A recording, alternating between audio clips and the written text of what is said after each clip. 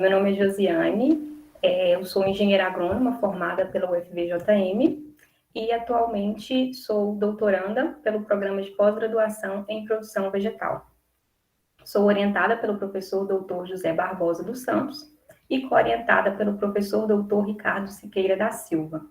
Hoje eu apresento o meu seminário 2, o projeto de tese, intitulado Análise da anatomia foliar e modelagem de nicho ecológico baseada no clima para Melines minutiflora.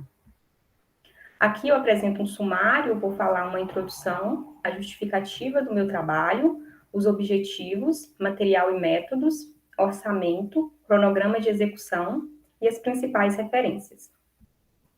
Desde a Revolução Industrial, com o aumento do comércio global e do movimento humano, isso tudo favoreceu, proporcionou para que ocorresse um aumento da disseminação de muitas espécies em todo o mundo. E o comércio e o transporte, eles são provavelmente um dos principais impulsionadores das invasões biológicas e também de importantes futuras invasões biológicas. E com um mundo diverso, e cada vez mais conectado, os países, eles lutam, então, para tentar gerenciar esses riscos que são associados às invasões biológicas. Acho que falar sobre invasão biológica requer mostrar, nem que seja uma pequena parte, sobre o Elton. Ele foi um dos principais percussores desse assunto. Então, esse ecologista inglês, Charles Elton, ele foi um dos primeiros, a olhar, a avaliar essa disseminação global dos impactos associados à invasão, à introdução e à disseminação dessas espécies invasoras. E o seu livro, a Ecologia da Invasão, por animais e plantas, ele é considerado, então, um ponto-chave, para a ciência, para as pesquisas que são focadas na invasão biológica. Primeiramente, com relação à terminologia, do que é essas espécies, então, nativas, essa figura ela ilustra bem, essas três terminologias, como espécie nativa sendo considerada aquela que se originou naquele ambiente, ela é própria daquela região, com características ambientais onde evoluiu, e as espécies exóticas são aquelas que se estabelecem para além da sua área de distribuição natural e que possam sobreviver e subsequentemente se reproduzir. Essas espécies exóticas, elas também podem ser chamadas de espécies alienígenas, não nativas, não indígenas, estrangeiras, introduzidas, e já as espécies exóticas invasoras são aquelas espécies cuja sua introdução e ou a disseminação, elas ameaçam a diversidade biológica. Eu falo espécie exótica, no entanto, há uma diferença aí com relação aos ecólogos, principalmente aqueles que trabalham com plantas e aqueles que trabalham com animais. Geralmente, aqueles que trabalham com animais, essa terminologia de exótico vai muito com relação à exuberância, a belo, que é um pouco diferente daqueles que trabalham com plantas. Aqui um artigo mostrando justamente essas terminologias, Nessa tabela, então, é listado todos esses nomes que eu abordei, podem ser chamadas de alienígenas, estabelecidas, não nativas, exóticas, entre outros. Hoje, as invasões biológicas, então, elas são amplamente percebidas como sendo uma das principais impulsionadoras das mudanças nos padrões bióticos e também com relação à perda da biodiversidade. Quando nós buscamos aí em trabalhos, na literatura sobre invasões biológicas, encontramos sempre que essas invasões biológicas, elas são a segunda maior causa de perda de biodiversidade em todo o mundo, causando, então, grandes impactos e sendo um desafio, para a conservação. E algo importante aqui a se falar é que nem toda espécie exótica, ela é invasora, mas toda espécie invasora, ela é exótica. E isso está relacionado aqui, às fases que essas espécies, elas precisam passar para ser consideradas invasoras, ou seja, quais que são essas barreiras que elas precisam ser superadas, para que uma espécie de planta, ela se torne uma invasora bem-sucedida.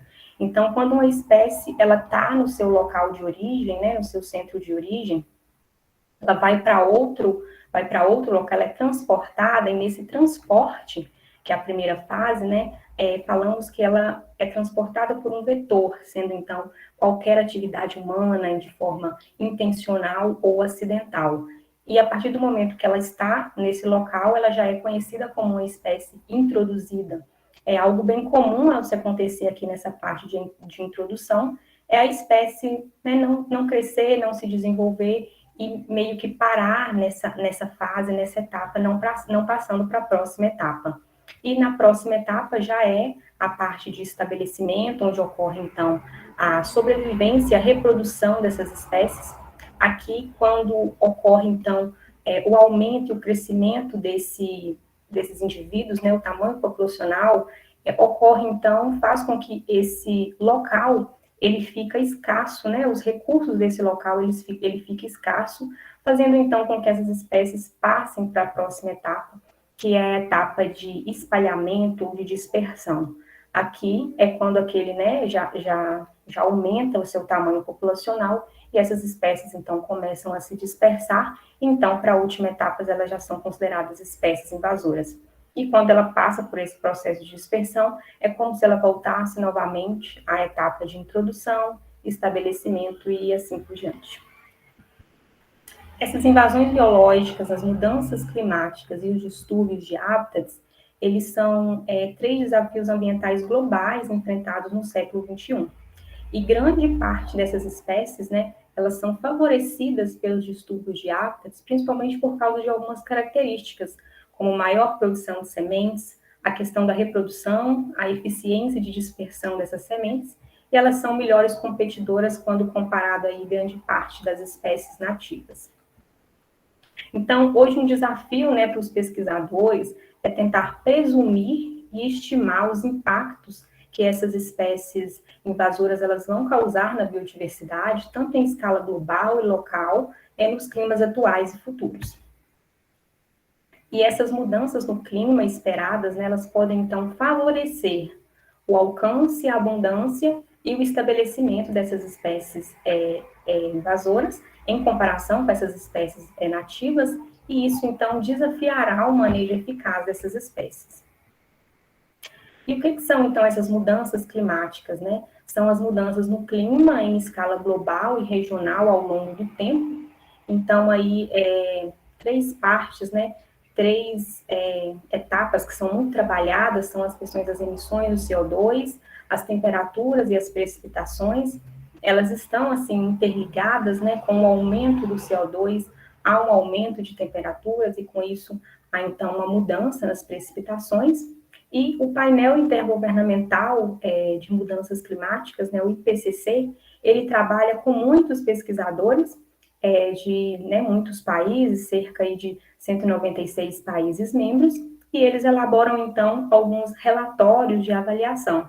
E esses relatórios, eles buscam, então, eles são baseados, né, em estudos com especialistas, né, ao redor de todo o mundo. Então, esses relatórios, por exemplo, com cenários mais otimistas, porque tem cenários otimistas, cenários pessimistas e cenários intermediários. Esses cenários otimistas, eles prevêem, então, que há um aumento de temperatura, poderia ocorrer, então, variando entre 0,3 graus a 1,7 graus Celsius. E no último relatório publicado, né, que vem mostrando aí uma grande preocupação, é com relação ao aumento desse aquecimento, que vai de 1,5 graus Celsius até 2 graus Celsius, sendo essa faixa aí provável de 2030 a 2052 para atingir esse nível de aquecimento global que eu falei anteriormente. Então, como exemplo, né, das pesquisas que associam as mudanças climáticas à distribuição geográfica dessas espécies invasoras, elas então apresentam uma tendência de mudança para os polos e para cima em elevação, à medida, então, que há essas mudanças na temperatura, à medida que o clima ele esquenta. E as espécies gramíneas, né, principalmente a C4, elas são consideradas, então, um grupo modelo que, possivelmente, né, há uma diferença, uma mudança nas suas distribuições com relação às mudanças climáticas.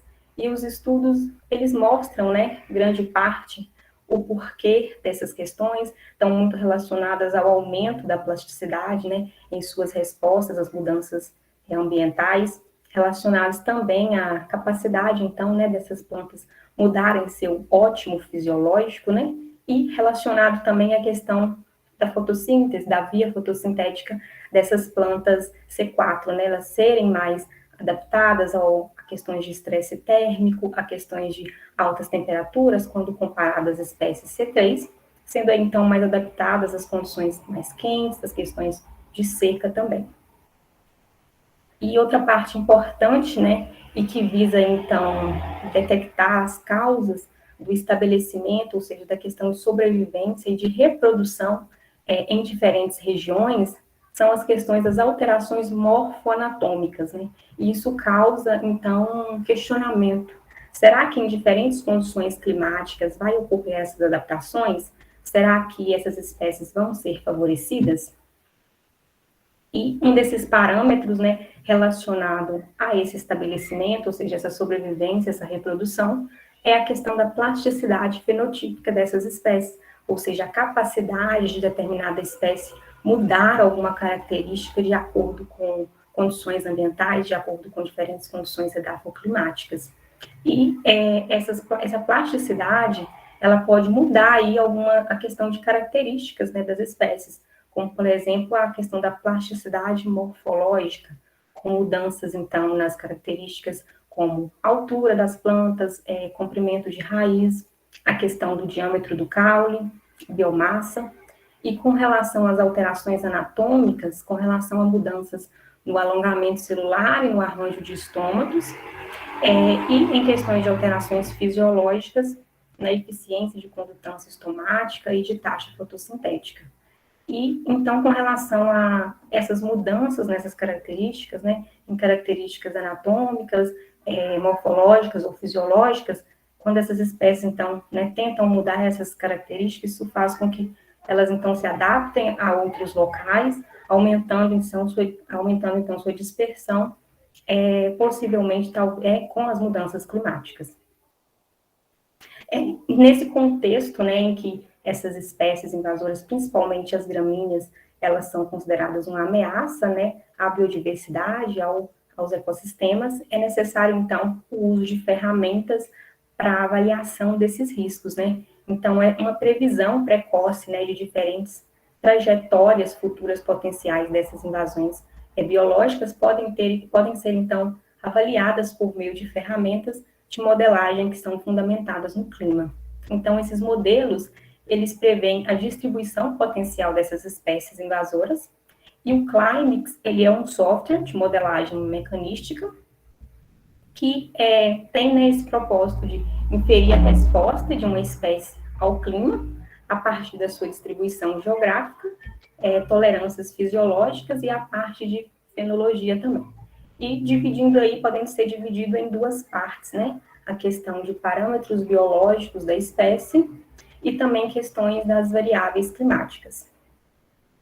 Eles são modelos, mas são modelos confiáveis e bastante, né, conhecidos, publicados.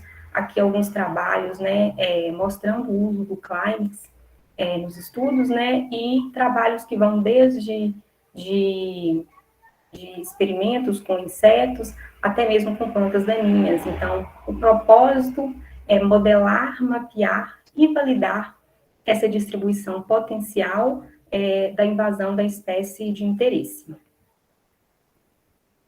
Então, como objeto, né, de pesquisa, a espécie Melinis multiflora, ela é também conhecida como capim-gordura e capim-meloso, ela é considerada uma espécie exótica, invasora, como algumas características da planta, né? Ela é da família das poáceas, ela é perene, considerada herbácea, C4, e ela possui alguns pelos glandulares que exudam um óleo que tem um cheiro característico. Ela tem uma emissão de raízes nos entrenós inferiores e tendem, né, comumente a dobrar-se. A sua propagação é tanto vegetativa como por sementes. As suas sementes são muito pequenas. E com relação à inflorescência, ela é considerada do tipo panícula, numa cor arroxeada e com ramificações curtas.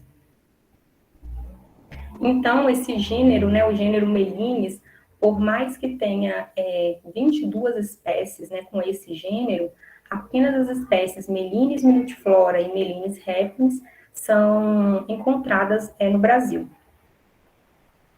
Aqui um dado mostrado do GBF, né, nesse ano, mostrando então a ocorrência da espécie por ano, né, e uma figura apenas para mostrar mesmo essa importância e ver como que, né, a partir dos anos, como é que está essa questão dessa ocorrência dessa espécie que tende a aumentar, mostrando então essa importância, né, principalmente por ser considerada uma espécie invasora, né, e a questão de ser amplamente distribuída e está aumentando aí a sua distribuição.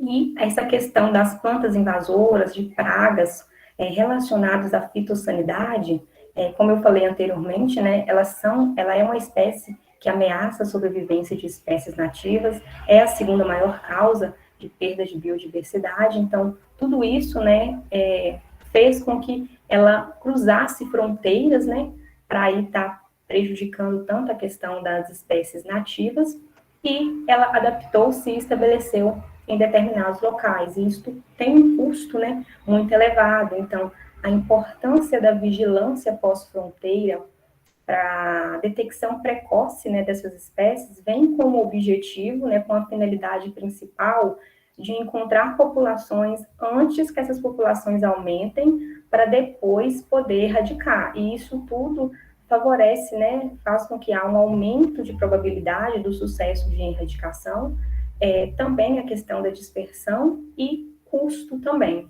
No entanto, não é isso que acontece, né, geralmente não é dessa forma que acontece, porque os recursos, tanto públicos quanto privados, eles, né, focam mais no controle das invasoras, né, já existentes, ao invés de prevenir novas invasões.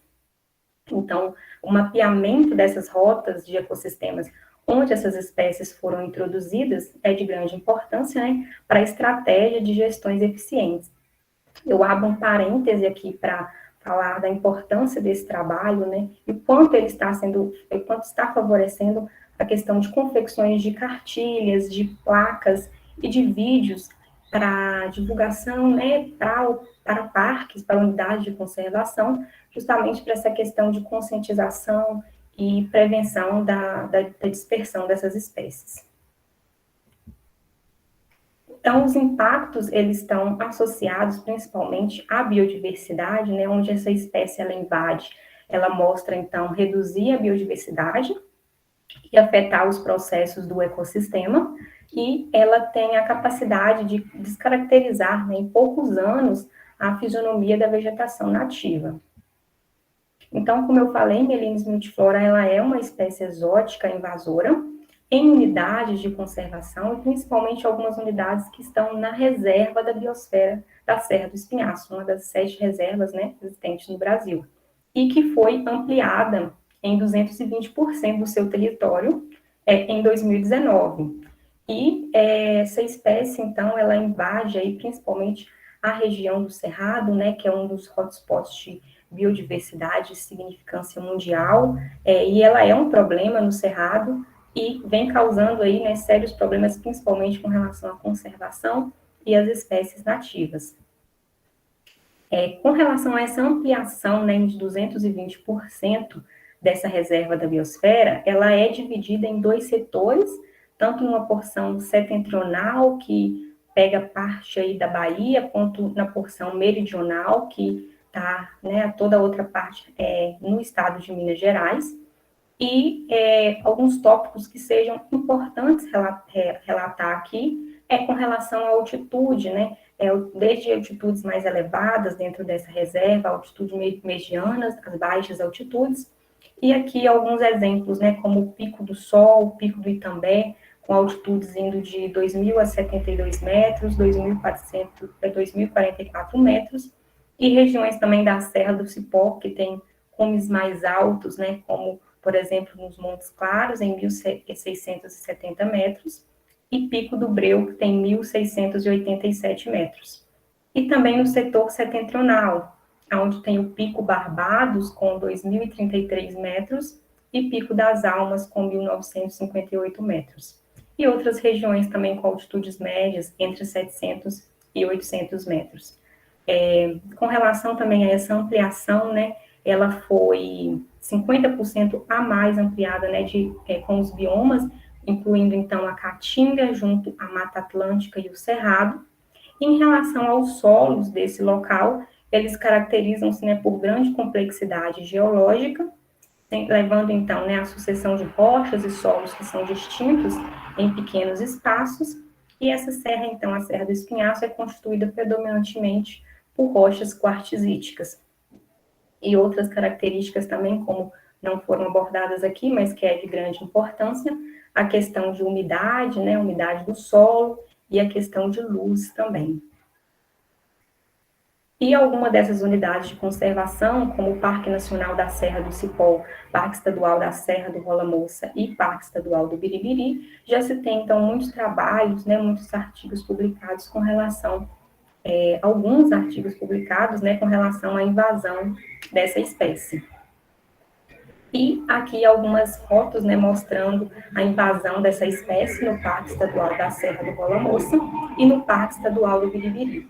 E essa imagem aqui, nessa foto, ilustrando o Parque Estadual do Biribiri, mostrando uma relação muito grande com essa outra imagem, com relação a essa produtividade, né, da espécie, focando, então, nessa grande quantidade de biomassa, que é combustível, né, fazendo com que aumente, né, principalmente no período seco, os focos de incêndio nessas áreas invadidas, e aumentando, então, os incêndios nesses locais. Então, é uma espécie, essa espécie, né, ela vem aí com crescente distribuição atual, seu centro de origem é a África, mas com dados, né, de distribuição na Ásia, Austrália, Havaí, Oceania, América Central e América do Sul. E com relação à América do Sul, né, principalmente o Brasil, alguns relatos, né, de distribuição já em alguns estados, como Minas Gerais, Rio de Janeiro, São Paulo, Goiás, Brasília e Paraná.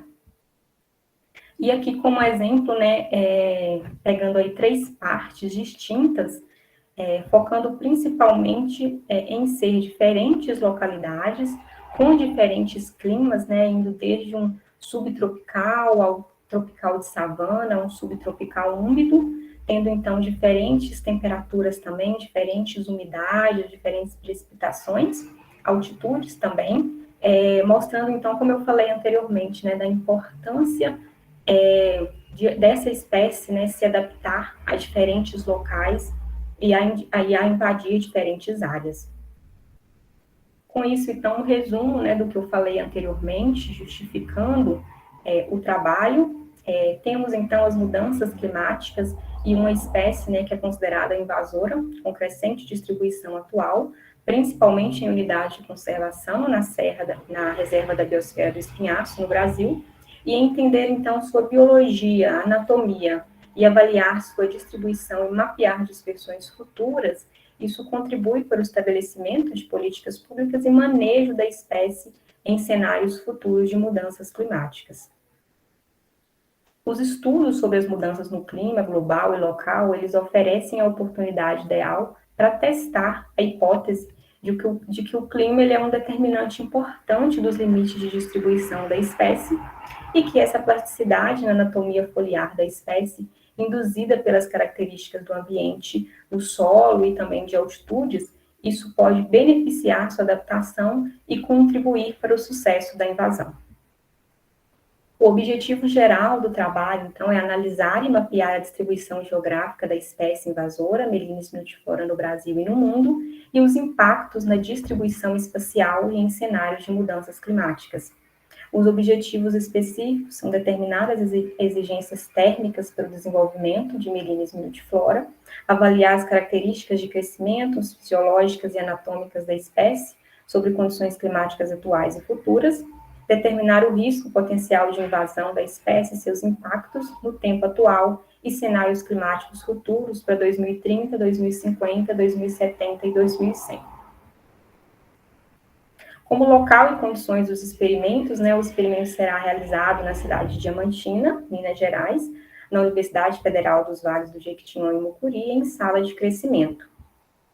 O trabalho, né, ele é dividido em estudos, então no estudo 1 será avaliado, né, o crescimento, o desempenho fisiológico de Melinis multiflora em diferentes temperaturas e aumento de CO2.